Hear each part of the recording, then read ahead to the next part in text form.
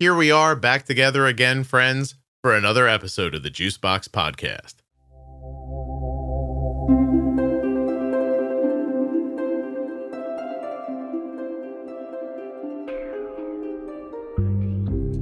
My name is Andrew Gears. I was diagnosed at the age of 7 or 8. In late April, our 3-year-old daughter, Brooke, unfortunately got diagnosed as well. If your loved one is newly diagnosed with type 1 diabetes and you're seeking a clear, practical perspective, check out the Bold Beginnings series on the Juicebox Podcast. It's hosted by myself and Jenny Smith, an experienced diabetes educator with over 35 years of personal insight into type 1. Our series cuts through the medical jargon and delivers straightforward answers to your most pressing questions. You'll gain insight from real patients and caregivers and find practical advice to help you confidently navigate life with type 1. You can start your journey informed and empowered with the Juicebox Podcast. The Bold Beginnings series and all of the collections in the Juicebox Podcast are available in your audio app and at juiceboxpodcast.com in the menu. Please don't forget that nothing you hear on the Juicebox Podcast should be considered advice, medical or otherwise. Always consult a physician before making any changes to your healthcare plan or becoming bold with insulin.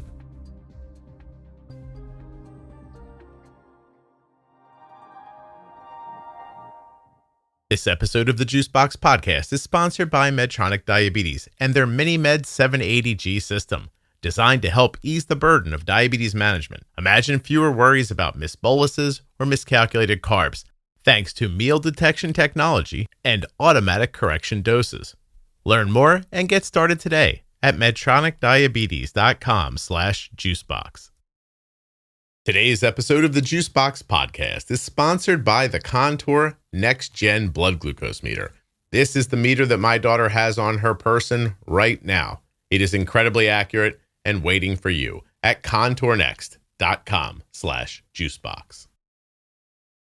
This episode of the Juicebox Podcast is sponsored by the twiist AID system powered by Tidepool that features the twiist loop algorithm, which you can target to a glucose level as low as 87. Learn more at twiist.com/juicebox. That's twist with 2 eyes.com/juicebox.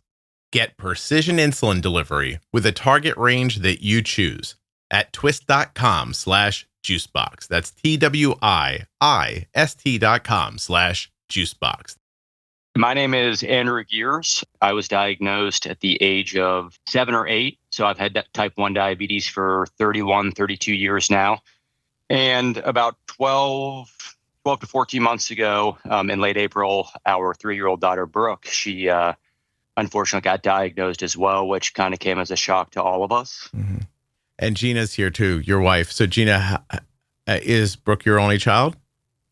No, Brooke is our oldest. We have another child, Graham, who is 2 years old, and we have another baby on the way, due any week now. Oh, I saw you on camera. I just thought you had a big lunch, but is that what's going on? Yeah. My God.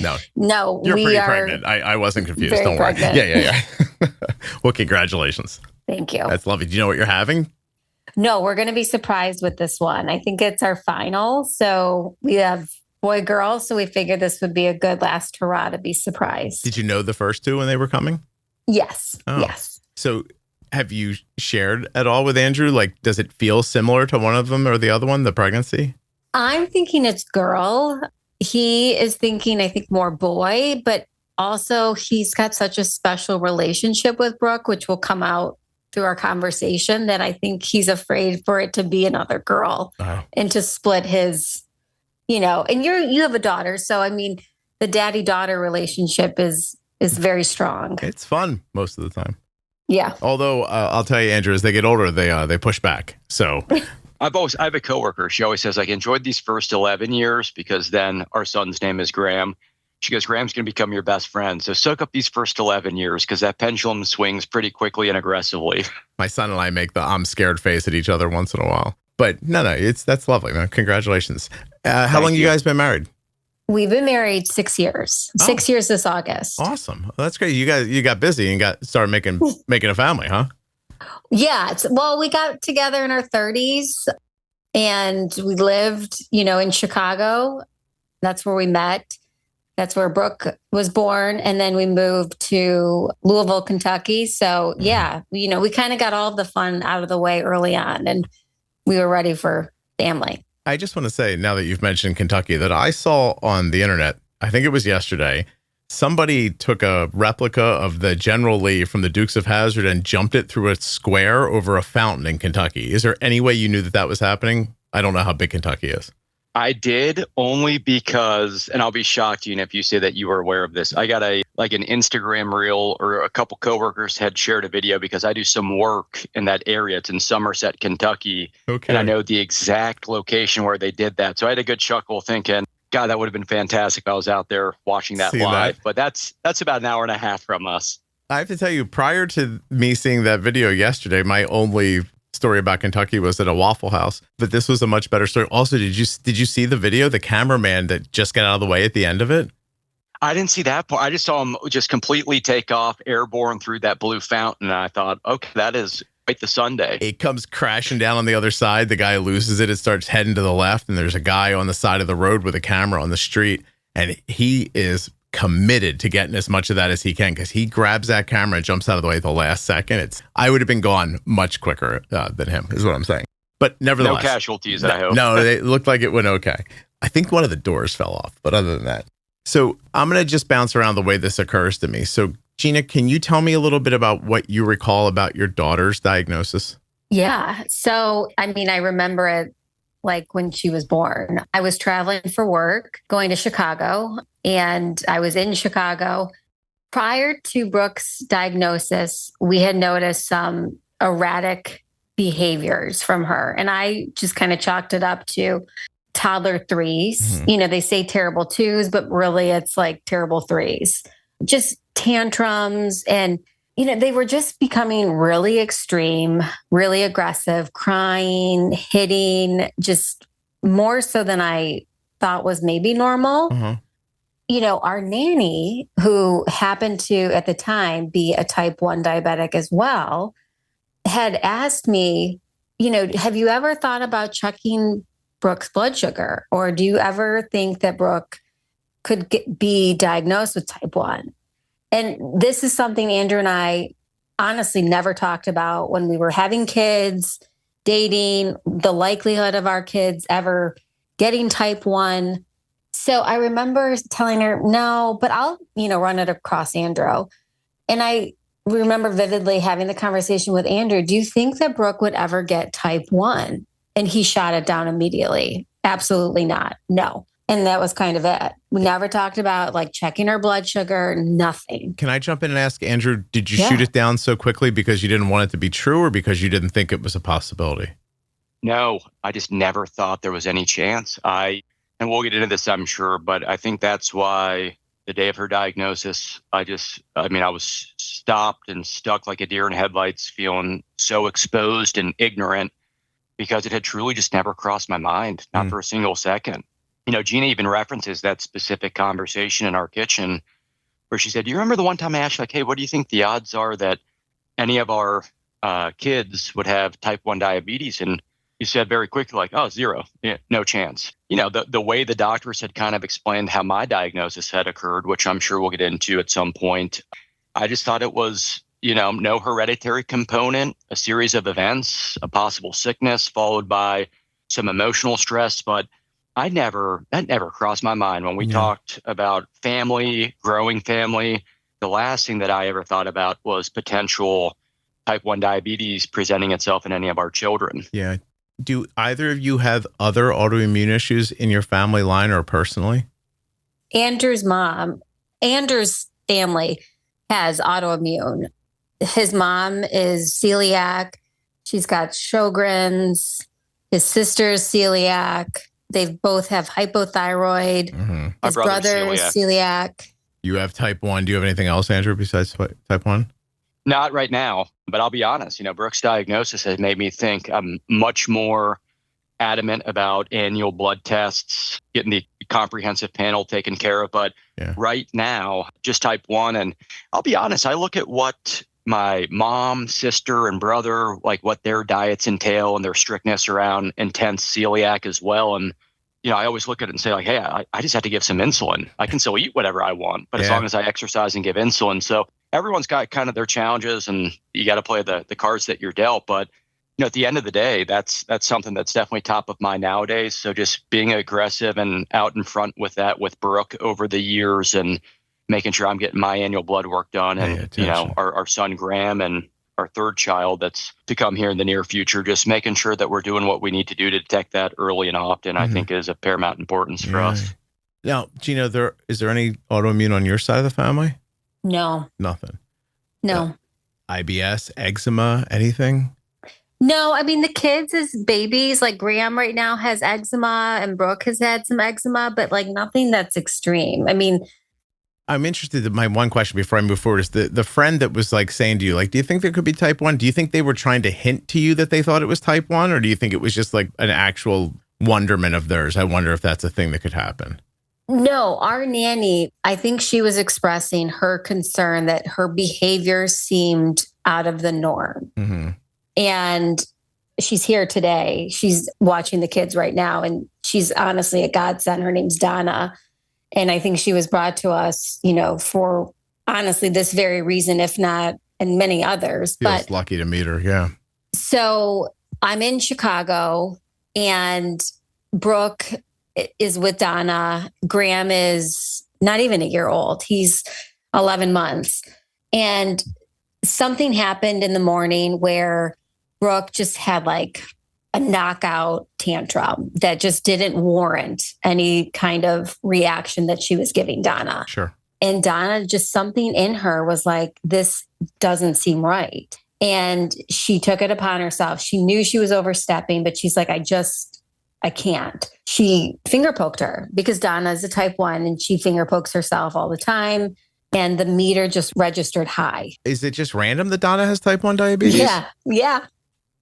Huh. How cool. Yeah, it's crazy. Yeah. So, her meter registered high. Mm-hmm. So she's like shaking. She calls my mother-in-law because she was afraid to call Andrew, overstepping, and then the possibility of sharing this news. Yeah. And my mother-in-law was like, did you wash your fingers, wash your hands to make sure that, there's nothing sticky on there? Did it again. And I think it was either high or something crazy high. Donna said, this isn't my first day. I know what I'm doing, but I'll do it one more time, right? Right. Yeah. So then, my mother-in-law was like, call Andrew. You got to call him. He's got to come home. So she made the call to Andrew. And then I get a call from Andrew.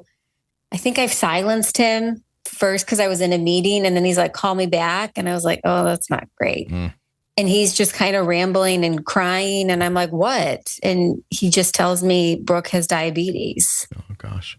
How did that hit you? Did you believe it at first? I was numb. I was really calm. I was really numb. I was shaking because I wanted to get the hell home. I got to the airport right away. I got on a flight right away. I remember calling my mom, and this is what he told me. Mm. I get to the hospital and I just see my baby in the hospital bed. Andrew's crying. He's like uncontrollable. Yeah.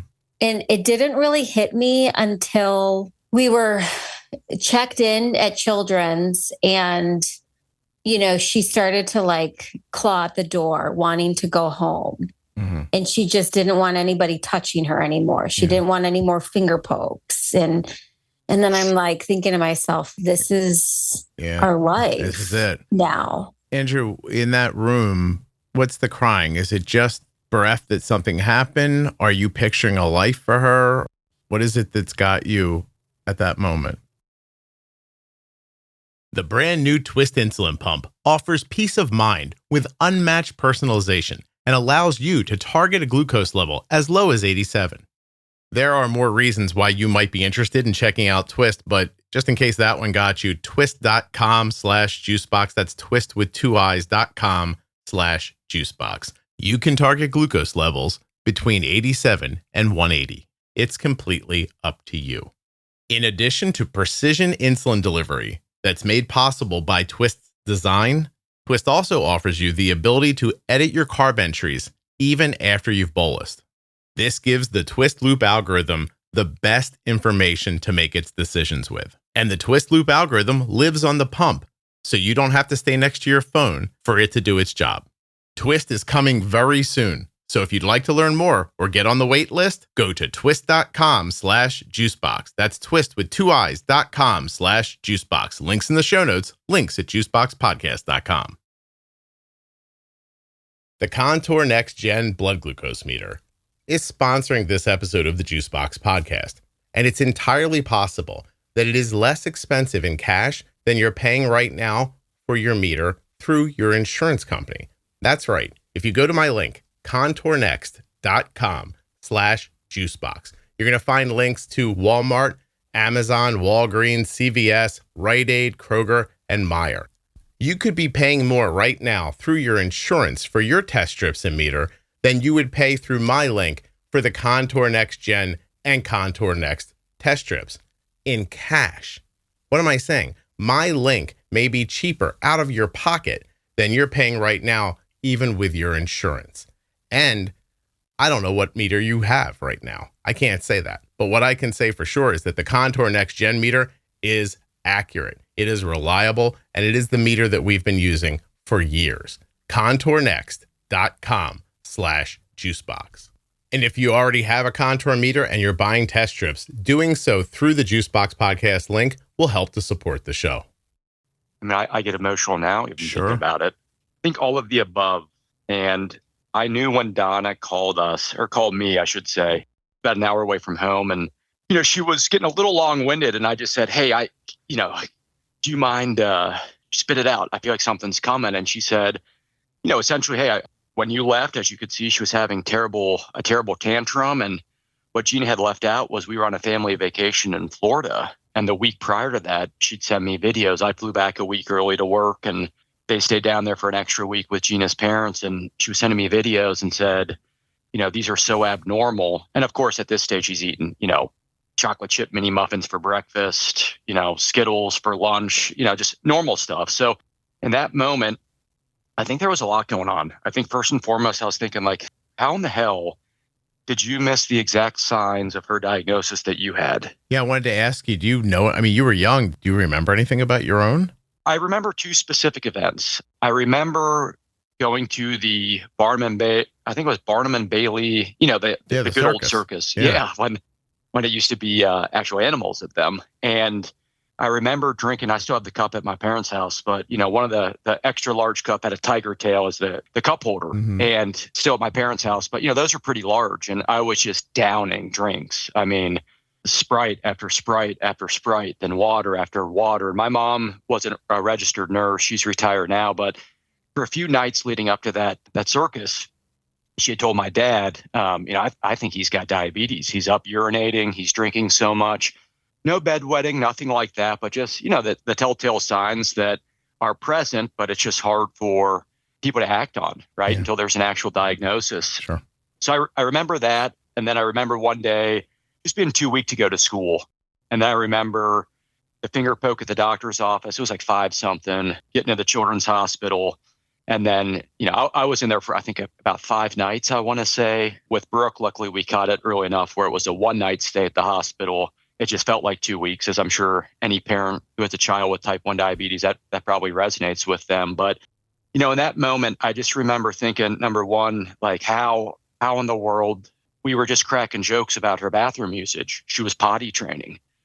And every 20 minutes, she'd be on her little toddler toilet, filling the thing up. Yeah. That was the first thing that just really pissed me off. I was angry at myself. And then number two, when Donna had called, just thought through all of, the challenges, and just, you feel like some of their innocence is just kind of stripped and stolen, and you look at a 3-year-old and how did that happen and why? And the mind is, it's a powerful thing. Yeah. Luckily when Gina got there, she's always kind of been the rock, and she jumped to it. I was kind of frozen, stuck, just letting my mind race a little bit. And like Gina had just mentioned, that first night in the hospital bed, boy, when Brooke was kind of clawing at the door, and how regimented it is during the diagnosis period. Hey, here's her food. She has 30 minutes to eat. In 30 minutes, we're going to come back, take the food, then give her a shot.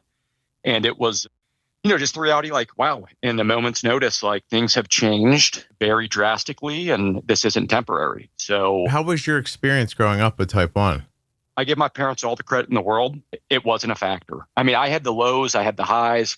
Very early on, I remember in second grade, in order to do sleepovers and overnight camps for soccer and basketball, they had taught me the importance of being able to kind of control your sugar, check your sugars, give insulin, give your shots. It was insulin and MPH at the time. So, my mom would roll it up in aluminum foil, label everything, the notes on when to take it. So it was present, that's for sure. But, I didn't have an understanding around it. I still remember coming back from the hospital and going back to school. Yeah. No one could eat or drink during class, but the teacher had juice boxes and peanut butter crackers in her drawer. And I remember that first day walking up there saying, I need another juice box and another pack of peanut butter crackers. And the teacher said, hey, you're all out. I don't know if that's the way it's supposed to be, but I just remember thinking, like, how great is this? I can eat and drink in class and no one else can. So I'd say the first few months was learning. And then my mom saying, hey, probably breaking it down in more of layman's terms so that an 8-year-old can understand when that is designed. And the question I always ask myself is, could I feel low blood sugar at that age? Because what I always tell Gina is our lives and anyone who has a toddler or a baby, I just remember life becoming so much more independent when I could feel low coming on or a high that was hitting me. Your body just kind of tells you what's going on. And, I always look at it during the rough patches, like in the middle of the night when we can't sleep because all the sirens and the alarms are shooting off from her phone, Brooke's phone, my phone. You feel like you're in the middle of a war. Yeah, sometimes. I just keep on saying, like, we're getting there. You see a 3-year-old become a 4-year-old and the growth that takes place. And, in my mind, I'm just thinking we're in the thick of it right now, as anyone with like I said, a baby, a toddler, an infant probably is. But once that individual's body can say, hey, I'm low, I'm high, your body wakes you up naturally when you do go low in the middle of the night. That happens for you?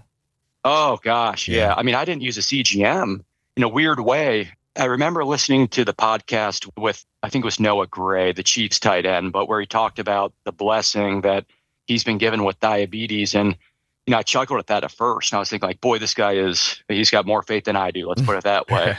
I looked at it like the one positive that has come from Brooke's diagnosis is it has forced me to use updated technology. I always despised the CGM because the readings wouldn't be accurate. With a finger poke, I'd go into exercise. The CGM would say I was 140. Within 10 minutes, I was taking like a glucagon pack to get my sugar up to where I need it. And there's a 60-point differential. But, through Brooke's diagnosis, I didn't want her to start wearing a CGM with on a 3-year-old, that patch takes up. Looks bigger. Yeah. It takes up an entire butt cheek or the back part of her arm. So, in solidarity more than anything. But then through her getting it, it has been a blessing with, control when my A1C is finally where it should be. And as hers comes down, mine comes down. Let me ask you that. Like, so I get that while you're growing up, your mom says, hey, you can do anything. We're going to play sports. We're going to do all this. You just need to do these shots when I tell you to. You do that. But outcomes wise, what was your A1C like as a child and through like high school into college? Oh, I'd have to take a look at that. I mean, even recently, I look at the last trend chart because I took a screenshot to compare my chart with my results to Brooke's. I was consistently, I'd say the last few years, 8.1 to 8.5. Okay. I'd always tell myself, that's not bad, because the endocrines would say, oh, you're not pretty good. You should use advanced technology, closed loop systems. And I'd say, yeah, thanks, but no thanks. And that was the end of it. So even up to recently, you weren't MDI, were you using a pump? I've always used a pump. Okay. And my endocrine said, hey, man, you got a Ferrari, but you got cloth interior, roll up windows, and no radio. Yeah, like, you got to use. Quick. You're right. Let me ask Gina. Now, he's sitting here telling this story about growing up and all this. Do you know any of that before Brooke's diagnosed? Is that a thing that you guys actually spoke? Because it occurs to me that if you got married a little later in life, that might be a thing you don't talk about. So I remember his mom telling me the story of him getting diagnosed and just this little tough guy walking around the hospital with his IV card and just, determined as hell, which is andro. It always sounded like from the stories, I mean, yes, he had diabetes, but he was never deprived of anything. So in terms of food, and that was more how she told the story. Yeah. Now that your kids had diabetes for how long did you say, 18 months? Yeah, since April. Yeah. Do you look back and wonder where all those other stories were? How come those stories didn't get told? Yeah. I mean, now we swap more stories for sure. Yeah. And, I give Anne so much credit because she didn't have the technology that we have. The fact that you wouldn't even know what your child's blood sugar was, and you were just always going in and finger poking. You can't imagine that, right? Is kind of crazy. Yeah. It's interesting how the technology changed everything. Yeah. Prior to diagnosis of Brooke, if Andrew had a story about like a kid in school that said something about him, about diabetes, or a time he got really low, or like, did you hear about any of that? Is it a thing you knew and it just seemed like this anomalous thing, or is it something you didn't speak about? Today's episode is sponsored by Medtronic Diabetes, who is making life with diabetes easier with the MiniMed 780G system. The MiniMed 780G automated insulin delivery system anticipates, adjusts, and corrects every 5 minutes. Real-world results show people achieving up to 80% time in range with recommended settings without increasing lows, but of course, individual results may vary. The 780G works around the clock so you can focus on what matters. Have you heard about Medtronic's extended infusion set? It's the first and only infusion set labeled for up to a 7-day wear. This feature is repeatedly asked for, and Medtronic has delivered. 97% of people using the 780G reported that they could manage their diabetes without major disruptions of sleep. They felt more free to eat what they wanted, and they felt less stress with fewer alarms and alerts. You can't beat that. Learn more about how you can spend less time and effort managing your diabetes by visiting medtronicdiabetes.com/juicebox. No. So while we were dating and everything, I remember we would have like a night out of drinking. I would always get like low blood sugar in the morning. Mm-hmm. And he would finger poke me in the morning just to see what it was. And he's like, yeah, you're not low. You're fine. You're just hungry and hungover. Right. Yeah, right. I do remember vividly, though, a story he told me of when he was traveling and we were dating, where this was probably one of his worst lows and the scariest low he had. He was dreaming, and it was me in the dream telling him he has to wake up. You got to wake up, go to your backpack. And he was so low. He was able to manage to get to. So when I hear that, I'm like, oh gosh, because he's never made it a big deal. Mm-hmm. And I'm sorry, I feel like this is important. This is first marriage for both of you? Yes. Yeah. Okay. Yes. So this was like you guys were busy building careers and doing stuff like that. Yeah. Yeah. Okay. And when you're dating, Gina, does it ever occur to you, like, if I'm marrying somebody with red hair, my kids might have red hair. If I'm marrying somebody with diabetes, they might have diabetes? I mean, I thought about it more, but to myself, I never brought it up to him because it was something he never talked about. He never talked about his diabetes as like a deficiency. It never held him back in any way. I mean, he's physically fit. He's an athlete. He played D1 soccer. Yeah. It was never an issue. Okay. I mean, he would have cocktails on our honeymoon. We went to Italy. He ate pasta, mean, so it never limited our experience. So looking back now with your new life experiences, do you think he should have told you more? Is your level of understanding of diabetes prior to Brooke and after, what's the swing? Do you know what I mean? It's extreme. Okay. I mean, so when we were in the hospital, I had told the nurses and the educator, I'm like, talk to me like I don't know anything because I don't know anything. Mm-hmm. I never understood carb counting.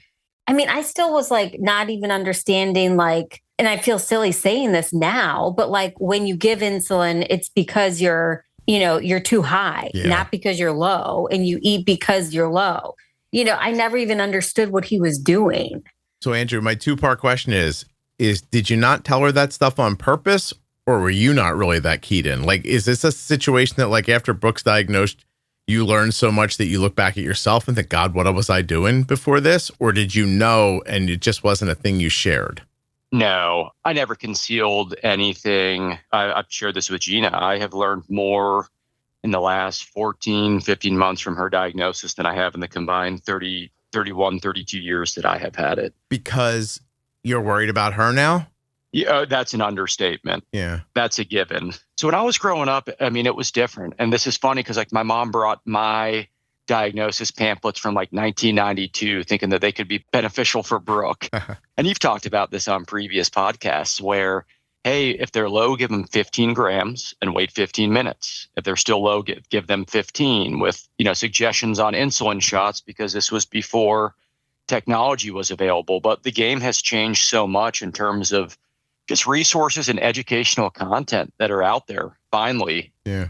I always tell Gina this. I said, I've learned more from the Juicebox podcast, and I sincerely mean this, than the 20 plus endocrine centers that I've gone to with all the different areas I've lived. And that's not a knock on any of them, but sure, I think traditionally people just want to avoid hypoglycemia as much as possible. Mm-hmm. And that's it. And I think that was evident even when we went in for Brooke's first, I don't know if it was 3 months or 6 months, but her follow-up and her A1C was like in the high 8s. And they said, oh, this is great. And she's in range 55 or 60% of the time. And I said, I know it can be better. Like I'm seeing people on the Facebook group and on these podcasts that are achieving, unbelievable numbers in the mid 5s and low 6s with toddlers. Like this can be done. So I think it really just lit a fire under my rear end to making sure that, hey, I'm going to do everything in my power to make sure that she gets a head start with this where her A1C is in great control. We develop those habits early on. We're definitely getting better. We haven't arrived. And I don't know if anyone ever truly does because the disease state changes. It ebbs and flows too, man. Like sometimes you got it and then the next month you're like, oh, what happened? Do you know what your A1C was before her diagnosis? Her A1C or mine? Yours. Before her diagnosis, where were you settled in at? 8.1. And what are you now? 5.7. Wow. That's crazy. Good for you. I got an insulin pump, Medtronic's first one. It was like this intense indigo blue. I thought it was cool as a 13-year-old and big old block. But, that didn't have a closed loop system or anything. Yeah, no. Really intelligent about it. It was just one large, massive insulin shot, for lack of better words, with a basal. But, ever since switching over, really understanding how a CGM works, again, I do ask myself, like, if I understood that it's not reading the blood, but it's reading the tissue. And if I understand that there's usually a 10 to 15 minute delay, would I have stuck with that 10 years ago when an endocrine was successful with getting me to initially trial it? These are the things I'm glad I slowed down. And it was nice. Gina is much more patient than I am. So really saying, hey, if this could benefit long term, we need to, give it a try. And it would be nice if they would realize, like, look, someone had to go first, right? Somebody had to make a CGM and it was going to be what it was going to be, right? But there should have been some sort of plan in place to say, we're going to slap this thing on some people and it's not going to be the magic that they expected to be. Like, I guess they didn't know, but like now in hindsight, there's so many stories. Like a bad CGM experience puts people off for like a decade before they try it again. That's not uncommon, right? That story of yours, if like I tried it, I didn't like it, or it was super inaccurate, or it woke me up in the middle of the night and wanted me to calibrate all that, whatever this story ends up being. There's a giant, like, if some people called that first Medtronic CGM, they would like playfully call it like a harpoon. And then, and that's not a playful thing to call something. Now their new one, their Simplera one, which is, I think, just about out now, like looks like the rest of them. Looks like a Dexcom, looks like a Libre, like little tiny thing, But yeah, it puts you off for such a long time. So are you telling me that like when she's diagnosed, do you think, oh my God, my A1C's in the 8s? This is how I know how to take care of diabetes. This is what's going to happen to Brooke? Or were you still like, this is good? Like they told me I'm doing okay. No, I knew an 8 was high, average at best. Yeah, exactly. Yeah. Air quotes over here as I say average. But, in hindsight, my overnight highs, the amount of time I'd wake up at 180, 190. Now that I'm on a closed loop pump, I wake up like 110 without doing anything. And I just think like 7 to 9 hours, 6 to 8 hours, however many hours that is. But that's at least 25% of the day where you can be in the low hundreds. That's a lot of time. You know what I mean? You're saying even if you reach that 180 overnight, you don't wake up at it because it's pushing it down the whole time. No, I will. I've become a little obsessive with this now. Like it's become a game where like, okay, where can I keep my 3-day average on my G7 or like on the Tandem app? Like, can I get it to 100% in range? So like if I start flirting with my high limit on my CGM, which, again, even the simple trick on that episode, I think it was you and Jenny who did it, but where you talk about changing the preset high number where why 180 or 200, whatever it is? If you set it at 140 and you're heading in that direction, you can kind of bump and nudge it in the right direction. So, implementing stuff like that has worked. And then if I notice a trend because of lack of exercise or maybe eating more of like a starchy, carby meal before bed, I'll set an alarm like, if I'm, let's say 160, I give whatever the Tandem suggests, maybe a few extra tenths of a unit. And then I'll set an alarm for 2 hours just to make sure that it's heading down. And if not, I'll kind of, rage bolus a bit more to get it where it needs to be. But it's, it's become almost like a competition, which, that's why it's down to a 5.7 at this point. And Gina, does that surprise you about his personality? No. Here's my question. Why do you think he didn't do it previously? He's also very stubborn. And I think he had one bad experience or then, he just gets turned off. And it's kind of very hard for him to revert, to change his mind about something. This kind of competition side that you're hearing of him and this, obsessive compulsive, he also has it with Brooke and her diabetes, which is a little hard for me, as the mom. Again, I don't know what they go through. I don't feel what they go through. And this is where my experience, is different than his. Andrew has played such a big part in caregiver of her diabetes that it's been a big adjustment for me, especially as a mom, who, knows their children's cries, knows what they need. It's like mother's intuition. That is not at all the case right now. Why is it hard for you? Is it hard to see someone besides you know what to do for her? Yes. Yeah. Oh, okay. Absolutely. You liked it better when he was just the dummy over in the corner and you were like handling everything. Yeah. I understand. I nursed her, I did everything. And he, he always had a special relationship with her, but now it's on a whole nother level. And I love that for them. Everyone tells him when we tell people, we have a daughter with type 1. Oh, my husband's actually type 1 too. Oh, wow. That's so great. That's great for her. He's like, yeah, but no. I think yes, because he has already so much knowledge and he's gained so much from your podcast, more than I have, because this is his language. This is what he knows. And he's also in the medical field. So he just gets the stuff a little easier. A lot easier than I do. Okay. Did you try Bold Beginnings? Yes. And I do. I listen to it when I'm on the treadmill or taking the kids for a walk. And I love all of that. Good. And that's been so helpful for me in understanding. But he knows how to go into the Omnipod and set the settings and change this and change that. Whereas I'm a little bit more like the doctor's telling us we need to kind of do this way. Oh. He is very much more like, no, I'm pushing back. I don't like this. I know it can be better. Where I'm very thankful for him because if he didn't have diabetes, I don't know if we would be like this. Yeah, how it would be for you. Have you ever had to help him out of a low? Has he ever had a seizure or been unable to help himself? Nothing. No. Okay. He's never had to use a glucagon pen. But you have them, Andrew? Yes. Yeah. Since Brooke's diagnosis, I started. I was going to say, you didn't have one before, right? There was a gap from 1996 to 2024. Let's call a spade. But I, again, that I always wondered, why do people need this? When I go low in the night, I'll wake up, everybody is different. So I'm fortunate my body was very in tune, especially with lows. Highs, I used to be able to sit around probably mid 2s, low 2s all day long and not realize it. But the lows, my body was always very attentive and responsive. Only twice did I have episodes where, and both happened after flights, which I'm still trying to crack the code on.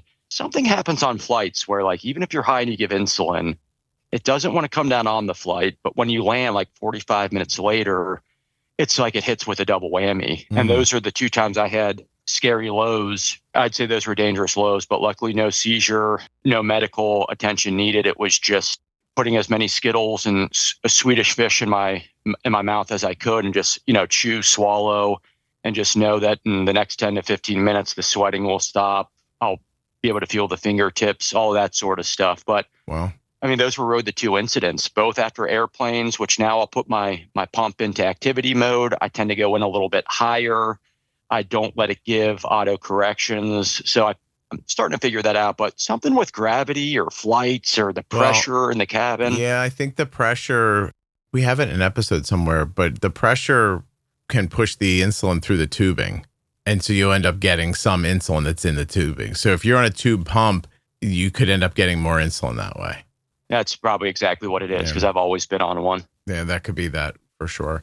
There's a thing they don't tell you. One thing that Gina had said, I'll never forget this. She made a comment, and she's been fantastic. Like I sympathize with anyone who walks into this situation without any kind of previous experience, because it's a lot. And to your question earlier, I think you had said like, hey, what, did you think about telling her? The reality is like, no one really understands diabetes unless you have it or you're intimately involved, whether it's your child or spouse or someone living with you. Like there's so many ebbs and flows, to your point, that a lot of times there wasn't a point in chatting about it, because the person typically confused type 1 to type 2, or the conversation would turn to like, well, do you eat a lot of candy? Yeah. So you didn't mind her knowing, you just thought like maybe there's not going to come a lot of that conversation. Yeah, that, and it was never real. It's not like I hid it. Like she saw my pump on, our first date. Hey, I'm going to give insulin real quick. It was, it was just part of me. And that's how I look at it with Brooke, is like her baseline will be having type 1 diabetes. She won't look back and say, like, I have a coworker who got diagnosed after he was in the Navy and got it while he was in the Navy. Yeah, that'll get you out of the Navy. So, understanding what life was like before that or after it, like the good news is this will be her baseline. So I look at that as a positive. Tell me the difference between before you started listening to the podcast and now. Like, what do you do now that you didn't do before? Like, there's a big change. You moved your A1C almost 3 full points. So what would you tell people was the difference? Well, and I'll just chime in too. Yeah, please. Brooke's A1C is 5.7. Okay. And she was like probably, I think she was 9 when she got diagnosed. So, I mean, all of the things that Andrew has learned through your podcast, I mean, yes, our endo team has been lovely. I think we've now found a doctor that we will see consistently, but the tips and tricks have not been from them. Okay. It's been from your podcast. Okay. Yeah. Yeah. But you know what I mean, Andrew, like day to day. Specifically. Yeah. Here's my first question. Is what you're doing now more or less effort than before? Less is the short answer. Okay. And is it because you're putting the effort into more valuable places?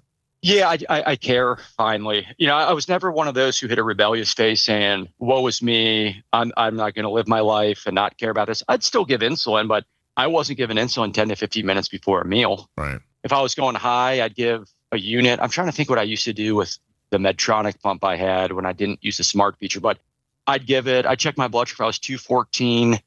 It would have insulin on board, but didn't make any auto correction. I just give, to me, that's another 2 units. And if I started to go low, then I'd pop a yogurt pouch or some Swedish fish, Lifesaver, whatever it was in my bag. But I was yo-yoing a lot more. So for me, I'd say becoming a little more consistent with what I'm actually eating now too. And thanks to the CGM, I realize the effect that certain foods have on me now. So like pasta, I'll eat pasta if I go to a restaurant and the pasta looks good. But for the most part, I steer clear of it just because I can control the sugar the first maybe hour, 2, maybe even 3 hours after I eat it. But middle of the night, I look at it and I'm like, how did I go up to 275? Yeah. The closed loop still got me back down to like 120, 110 with due time. But I'm just starting to realize certain foods hit me a little bit differently. We talk about the complexities of the disease state. The hard part is I was at dinner with my coworker. He had tuna sashimi and like some kind of steak. So to me, I wouldn't give anything. He gave 2.5 units and I said, for protein only? He said, oh yeah, this will spike me throughout the night. So, next thing I know, I'm experimenting with seafood and steak. Like, will this drive my sugar up? And it really didn't. But, I share that story just because it's just different one person to the next. So for me, the pre-bolsing was huge. Okay. Not a thing somebody ever told you to do or a thing you knew to do that you didn't do? I believe when I was younger, my mom, which would have come from the endocrine, had said, like, let's try and do this 30 minutes before you eat. But I was 8, 10, 12. I said, okay, I'm just going to start eating because I'm hungry. And, I think that was the end of it. I think as a parent, you don't want to restrict your kid too much. I totally get that. Yeah.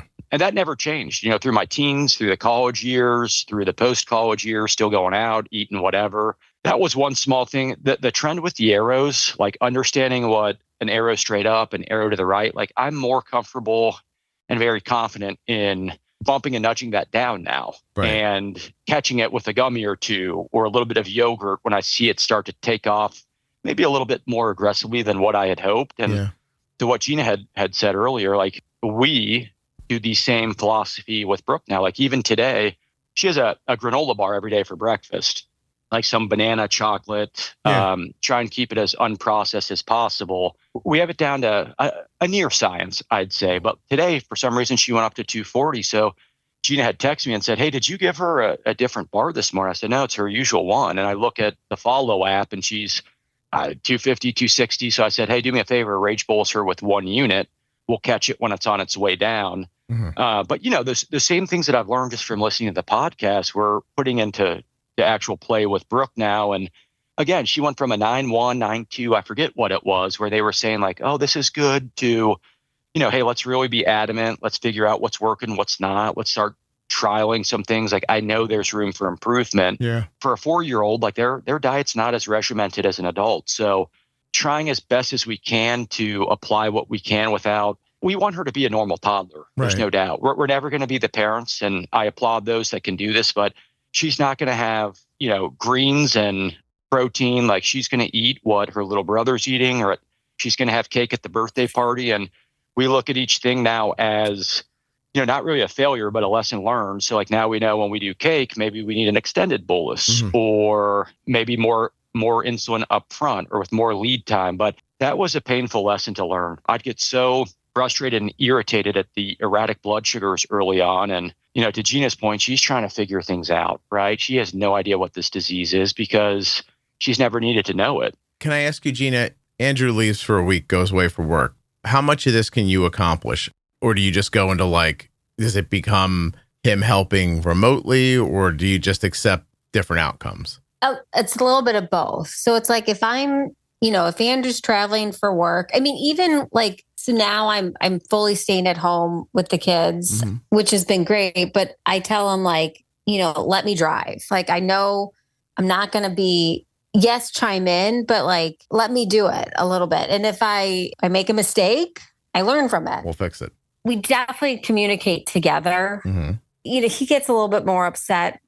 He would like me to, or he would like her to stay pretty strict with what we know works. And we know not every day is going to be the same, even if she eats the same foods. Okay. But at the end of the day, she's also 4 years old. And the granola bar she liked today, she's not maybe going to like tomorrow. Right. So I also have another kid here, a 2-year-old, and sometimes I just don't have the fight in me. So, Andrew, does that scare you, or are you uptight and you can't be flexible?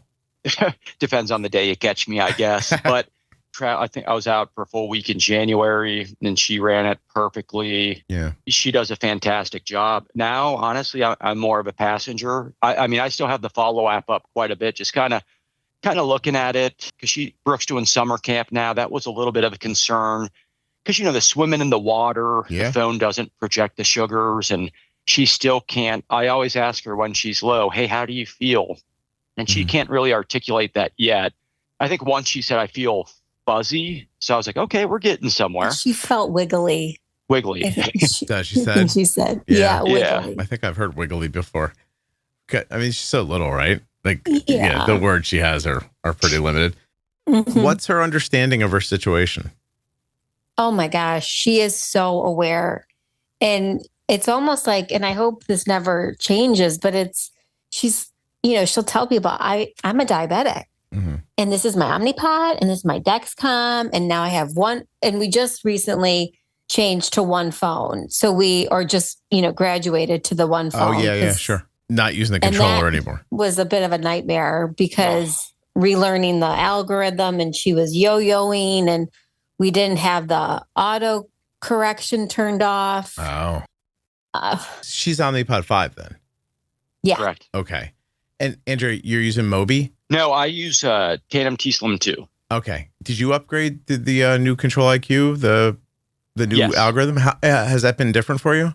I was Medtronic all my life. I was laughing when you said the harpoon. Like, first thing when I saw the auto inserter similar to the Dexcom G7, where like it's standardized, it's a uniform application each time. I was used to for 34 years using that harpoon. You got to angle it right with that long needle where if it hit if it hit the wrong spot, that thing would hurt. I switched over to the Tandem T-Slim 2 because, again, I was in that mindset of like, hey, if Brooke is using all this closed loop technology and her devices communicate, I need to be able to understand that and experience it myself. So I did Tandem T-Slim 2, and then for the CGM, we both use the Dexcom G7. Yeah. Because the G6, when we started, that was a bear. I remember you had to use the gun to insert it and then attach the adapter as well, kind of pop it in. Yeah, you pop the transmitter into the sensor bed. Yes, Yep. yes. But the pop would freak her out. So we did 2 or 3 tries with that. And then I had messaged the Facebook group out of curiosity, like, how are people doing this with toddlers? Our 3 or 3.5-year-old just freaks out. And it's, the tears. I have flashbacks to when we got back from the hospital and Gina had said, I don't know how we're going to do this. I literally just had to pin her down in the pantry to give her an insulin shot. Lo and behold, like the G7, something had changed with the software where you could use it now with the PDM, but also have an iPhone I forget what it was, but we switched to the G7 early on just because that one-step application process was a game changer. And that pop that the device makes, it was just so much more subtle and gentler. I think mentally for her to overcome that was significantly easier. Okay. No, it makes sense to me. Gina, what's your level of comfort? Like, seriously, like Andrew just disappears. He's gone. You're good? You think you could do this forever? Yes. I just don't have I know I would get it, but like the pushing back of like to the doctors, and I know this can be better. I know I would be able to take that on. That's my only thing, is just really understanding the technology of it. Like the Omnipod, like nobody ever sat us, like when we got her on the Omnipod, this was so frustrating. We got the transmitter phone, and then we find out you don't need that because you want to do the follow app. Like nothing was, or maybe it was communicated to us and we were just in such a fog They of don't like, follow it well. Yeah, but I'm like, what in the hell? Like, nobody is making this easy. It's not. Well, it definitely isn't easy. None of it's easy. No.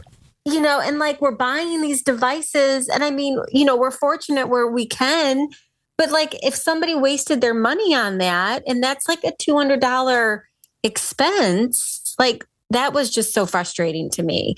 Or the pre-bolusing and, setting the target range, your target range shouldn't be 300. Like that's absurd. It should be, realistically 160. Nobody's ever talked to us about that. That's crazy. You're at a reasonable size, like children's hospital and everything when you were diagnosed and all, and your endos seems to know what they're doing.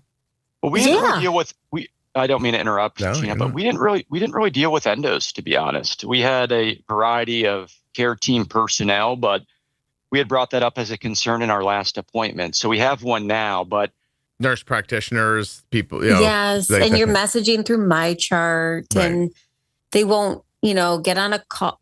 We didn't feel like we had individualized care for her, where we just had a doctor that was getting to know us and getting to know Brooke. Yeah. And we expressed that. It got to the point where I had called Andrew's endo from when he was diagnosed is still practicing up in Cincinnati Children's. Mm-hmm. And I reached out to them, and I'm like, I'm going to make a damn appointment with him. Like if we need to go to Cincinnati every 3 months, that's whatever. Yeah. But I think we're on a better track now. Okay. But to answer your question, could I do this if Andrew wasn't in the picture? Absolutely. Okay. Do I think I benefit having Andrew as my partner in doing this? Yeah. Without a doubt. Obviously. I just wanted to kind of understand where you were at in the whole thing. Yeah. Yeah. Andrew, so can I ask you, do you think you were motivated to do better for yourself so that you knew what to do for Brooke? What's the thing that pushes you deeper than just, my daughter got diagnosed, so I paid attention to her? What do you think the psychological component is of you saying, I've been 8.1 my whole life, but that's not okay, and I can fix it like that?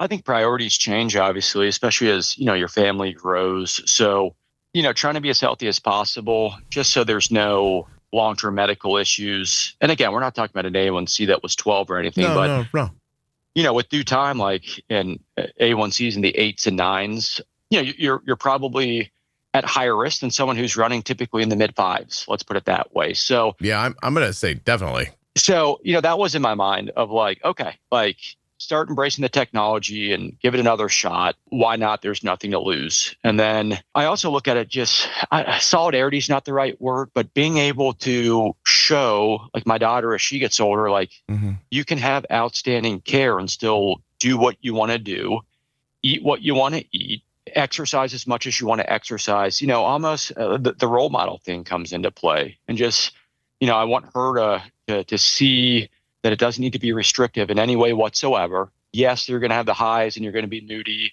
You're going to have lows and feel very off and tired afterwards. But, outside of that, like it shouldn't restrict you in any way whatsoever. And I don't want her to grow up thinking that, for some reason she can't do something because of fear that her sugar might be going high or low. So yeah, I'd say two things really, just the long-term vision of making sure that I'm around as long as I possibly can be with no complications from it. So I can, continue to have fun with my kids. And yeah, your average A1C, slightly over an 8. Your average blood sugar is like 185. Your average blood sugar now is probably more like 90, 92, something like that there.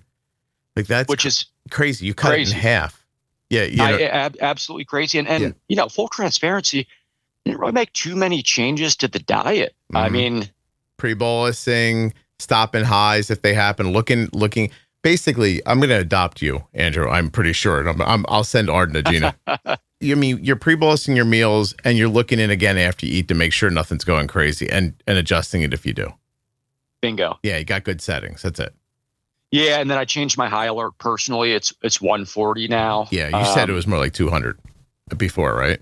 Yeah, it's like 180 or 200, but still, like on the episode I listened to, if it's 180, I think it was you who said this. If it's 180 and you get those alerts, like why not at 140 when you can detect that it's starting to trend a little bit higher? Catching it 40 points lower than what it normally would trigger an alert for. I don't see there being much downside. So I did that, and then hopefully at some point maybe we make that 130, 120. The more episodes I listen to, and the more people I chat with that I've met, I don't know if met's the right word, but communicated with through the Facebook group. Like it is crazy how good some of these parents are with backtracking. I was sending Brooks auto logs when we couldn't figure out her Omnipod and she was running high. I was sending someone auto logs.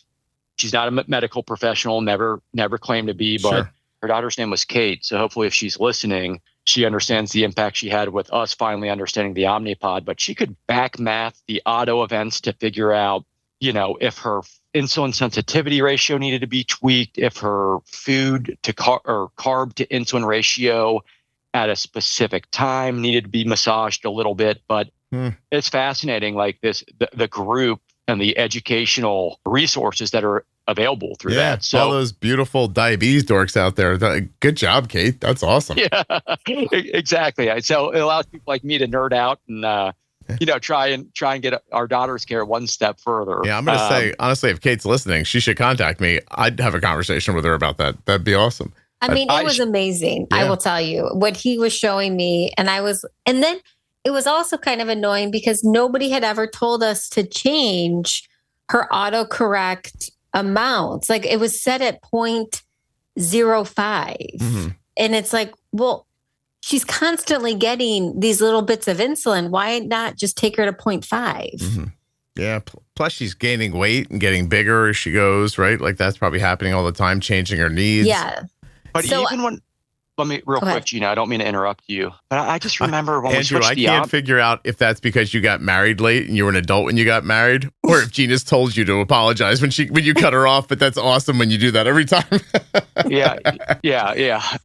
Also, and in fairness, Gina, you're like 9 months pregnant. So, yeah, you know what I mean? Like, I might pay for this in 30 minutes if I don't. No. You could get hit with a rolling pin or something. I don't know how it goes exactly in 2025. Exactly. Sorry, go ahead.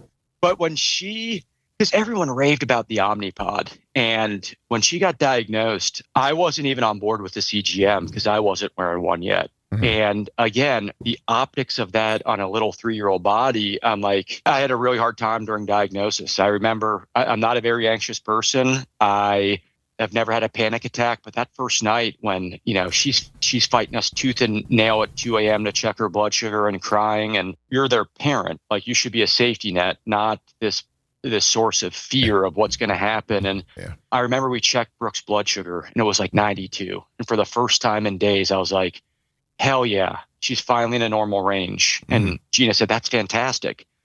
So we both kind of put our heads down to go to sleep. And I'm like, wait, is that fantastic? She's had diabetes for 3 days. I have no idea how sensitive her body is to insulin, how much insulin's on board. Is she actually trending down rapidly? Could she be 50 in the next 30 minutes and we're going to sleep through? The mind starts racing. Sure. In that moment, I realized we have no choice. We're going to have to get her on a CGM. Mm-hmm. And I said, but absolutely no to an insulin pump. The visual of that would just be a reminder. And I'm sure you're thinking a reminder of what? I think it's really just guilt of the hereditary. This is the part where I kind of want to finish up because I've been waiting to ask you for a while. Or do you feel do you feel shame? Do you feel guilty? What's the feeling that comes with all this?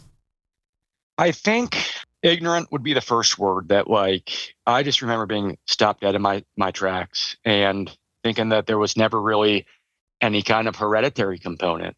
I thought when I got diagnosed, it was a fluke. I swear, I think the doctor had said it's probably from the combination of, I think I had bronchitis, which turned into pneumonia, I want to say, but it was right after my grandpa had died, who I was close with. So they kind of served it up extreme sadness followed by an intense sickness, might have attacked the beta cells in the pancreas, something that didn't make too much sense at the time. I still never heard that philosophy to this day, so who knows? But let me tell you this. I've heard people tell stories about having traumatic events and then having a diagnosis after. But it's my expectation full well, whether it's an illness or a traumatic event, that you did have markers for type 1 diabetes. It's not like somebody ran around the corner and yelled boo and you got diabetes, right? Right. Yeah, right. You may have had 1, 2, however many number of markers. I'm going to tell you right now, with all that autoimmune on your side of the family, nothing about your diabetes or your daughter's diabetes surprises me. Not at all. I talked to a lot of people. I could have bet $50 on this one. You know what I mean? It's not crazy at all. But fair enough. You get sick. You have a sadness, that kind of stuff happens. You've got the markers already. Here you go. You have type 1. Telling people that doesn't mean that anybody else isn't going to get it. It's fair. It's still a relatively low, percentage. Please don't hold me to this. I think there's a 1 in maybe a certain percent chance for the regular population, and that chance goes up, but not even that significantly if your parent has type 1. But I'm telling you, what are you, Irish? German Irish. Sure. Yeah. I could tell by all the celiac in your family that there was Irish in you. That's how many people I've spoken to. That doesn't surprise me at all. Yeah, that's crazy that there's, you can tie it down to the geographical location. Gina's got nice dark hair. She might be the only thing holding this off. You know what I mean? Gina, what are you, Italian? Greek and Italian. Yeah. She might be helping a little bit. Who knows?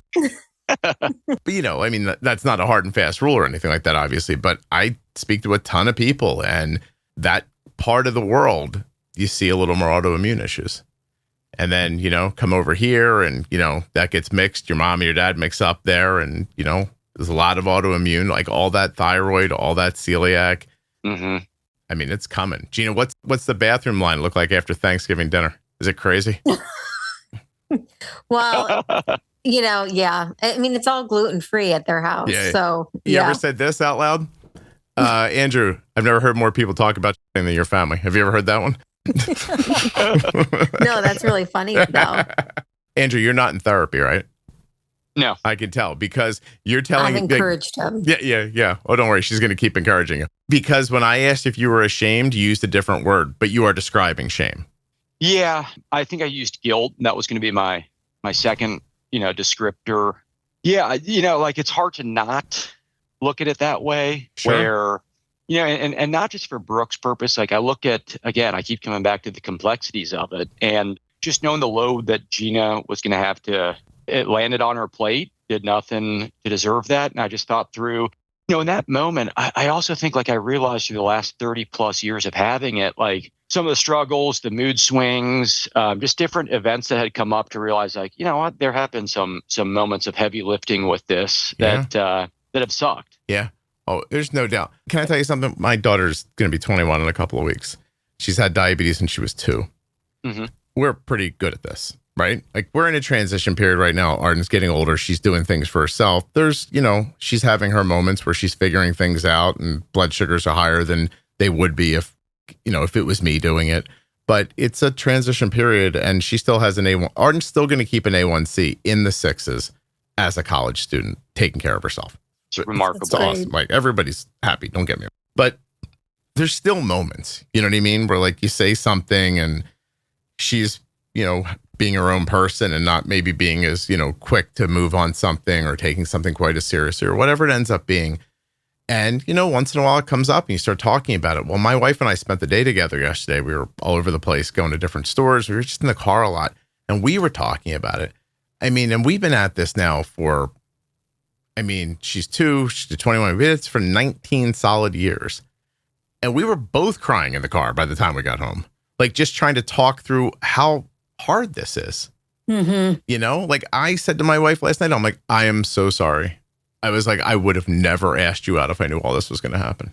I felt like I did it to her just by asking her out. You know what I mean? So I know how you feel. But also if you ask my wife, she'd say there's a lot of autoimmune on her side of the family. So she feels guilty. Dude, it's not your fault. You had no idea. And it's not like you were oh, Gina, let's have a baby. I'm going to try to make one with type 1. Let me really concentrate here. Yeah. If it wasn't this, it would be something else, man. Everybody gets something is the thing I think I've come to believe.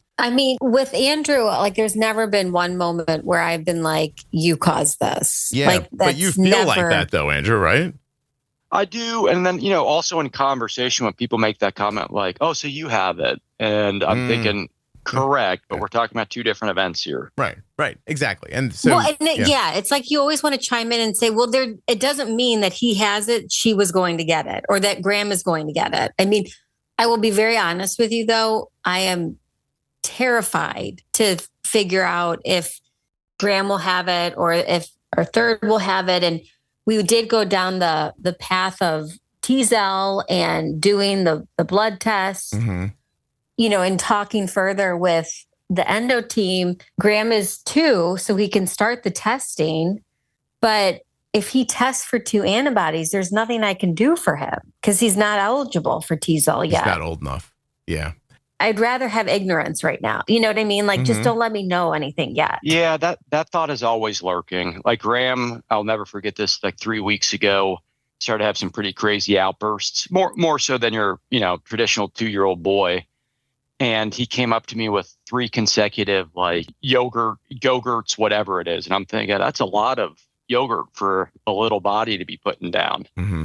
And he came with a 4th and was still freaking out and had a tantrum. And I'm thinking, oh no, there's no way. And Gina wasn't home. And I thought, hey buddy, I apologize in advance, but let me see your finger. And I finger poked him. And in that moment, again, I was everything from Brooke's diagnosis came back to me. And I'm thinking, I don't know if we can go down this path again. Hey, listen, brush up on thyroid symptoms too, because it's a fair bet with your family too.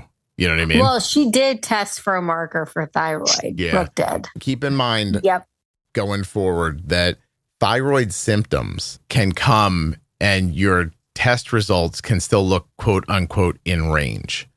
So if you have thyroid symptoms and a TSH over 2.1, then it's time to start finding a forward-thinking endocrinologist to manage your thyroid. Say that one more time, those parameters. Thyroid symptoms, I don't know, Andrew, there's a ton of them, but off the top of my head, no matter how much you sleep, you can't get rested.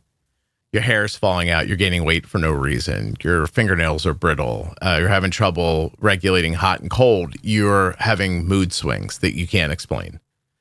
Those things and a TSH result over 2.1. If your TSH is 3.5 and you go to the doctor and say, hey, I'm having some thyroid symptoms, they see a 3.5. Most doctors are going to say that's in range. It's not that.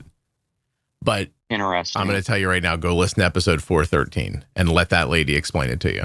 So, yeah. So keep an eye on that, especially with kids. It's hard to tell.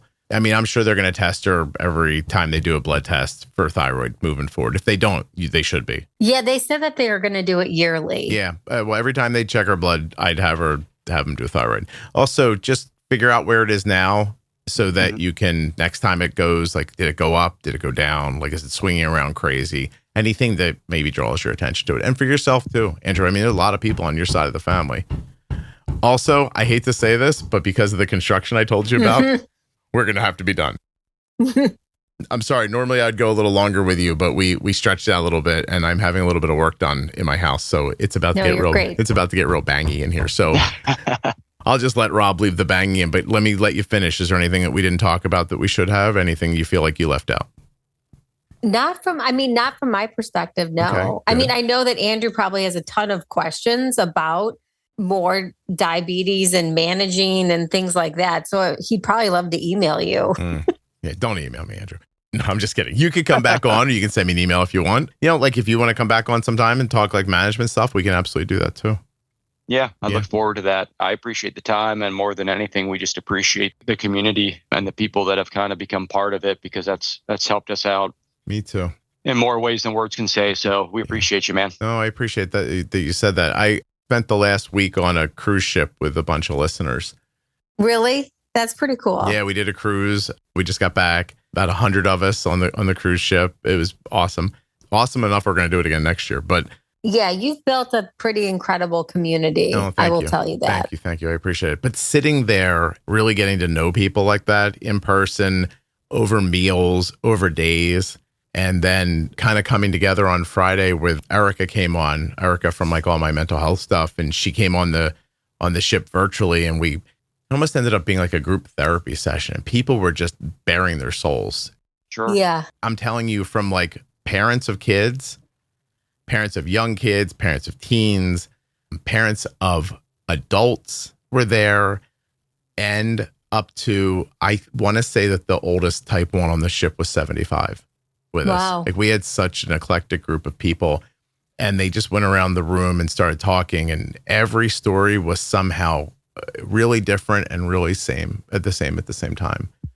Yeah. And I just watched one mother, and I'm going to try to get her to come on. I won't say her details, but the entire week, I thought she was mad at me. Every time because I did a lot of speaking. I could like 3 hours here, 2 hours there. Like, I was always looking out into the crowd. When you do public speaking, if you've never done it before, like usually like if you're up on a stage, I just pick a friendly face on the left and a friendly face on the right. And I talk to those two people, and everyone in the crowd thinks you're looking at them. So you don't lose. You know what I mean? You just find two people who think you're funny or engaging, and you just keep going back and forth. But when you're that close to each other, like in a more of a conference room setting, or like, you know, sometimes it was like a little ballroom. One time we did it in this like little restaurant with like all this neat seating and everything. And you kind of can't do that because people are a little up on you more. So I kept avoiding this one woman because she looked mad at me. And it wasn't until the very last part of the very last thing that we did when she got the microphone to speak. And I realized she was just holding in a ton of sadness. Oh. Yeah. And then she just let it out. And I watched her feel better for saying it. And then people gave her great advice. People hugged her. They came up to her. They supported her. It was awesome. Oh. I couldn't believe, like, there are times like I'm going to take a minute after we're done here and I'm going to think about what you guys said. And I'm going to feel overwhelmed and lucky that I pulled this whole thing together.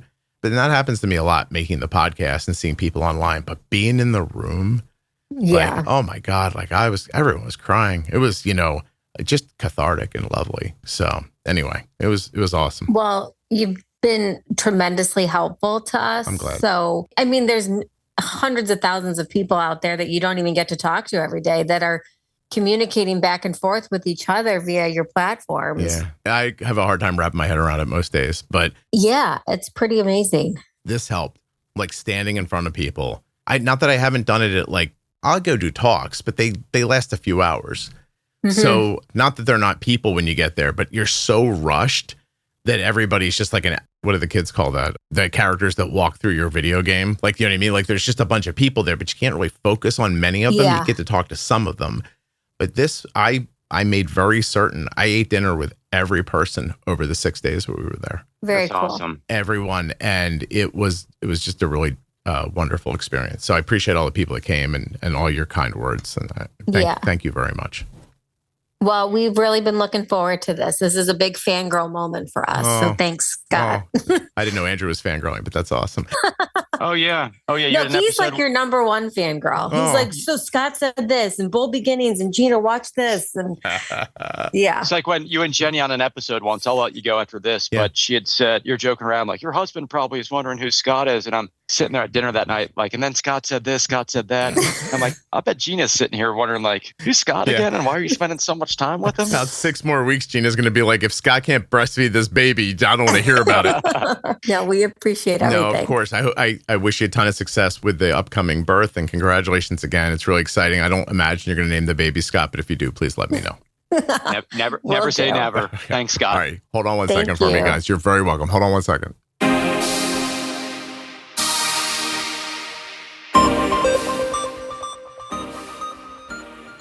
Having an easy-to-use and accurate blood glucose meter is just one click away.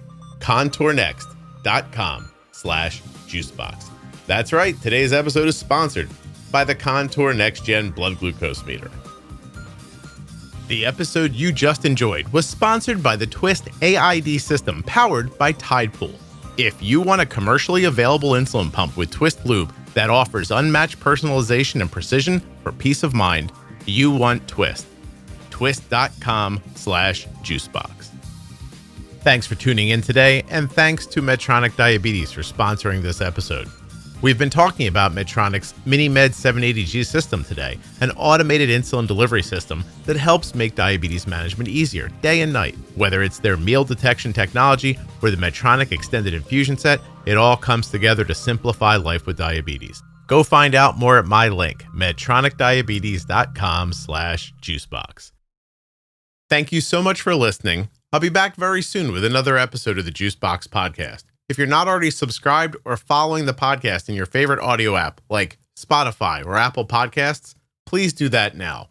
Seriously, just to hit follow or subscribe will really help the show. If you go a little further in Apple Podcasts and set it up so that it downloads all new episodes, I'll be your best friend.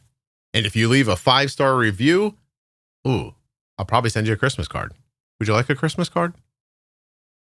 If you're looking for community around type 1 diabetes, check out the Juicebox Podcast private Facebook group, Juicebox Podcast, Type 1 Diabetes. But everybody is welcome. Type 1, Type 2, gestational, loved ones, it doesn't matter to me. If you're impacted by diabetes and you're looking for support, comfort, or community, check out Juicebox Podcast, Type 1 Diabetes on Facebook. Hey, what's up, everybody? If you've noticed that the podcast sounds better, and you're thinking, like, how does that happen? What you're hearing is Rob at Wrong Way Recording doing his magic to these files. So if you want him to do his magic to you, wrongwayrecording.com. You got a podcast? You want somebody to edit it? You want Rob.